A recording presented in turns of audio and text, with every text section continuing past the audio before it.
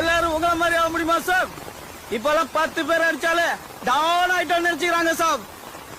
நம்ம அட்ரஸுக்கு பின்கோட் இல்லைனாலும் போஸ்ட் வந்து சேரும். ஏன் தெரியுமா? நம்ம பேர் அவ்வளோ ஃபேமஸ். போஸ்ட் வர்றது லெட்டர்ல இருக்கிற அட்ரஸ பார்த்து இல்ல, அட்ரஸ்ல இருக்கிற பின்கோட பார்த்து. இந்த லேண்ட்மார்க்குக்கு பின்கோடு இல்ல, ஸ்டாம்ப் கூட தேவையில்லை.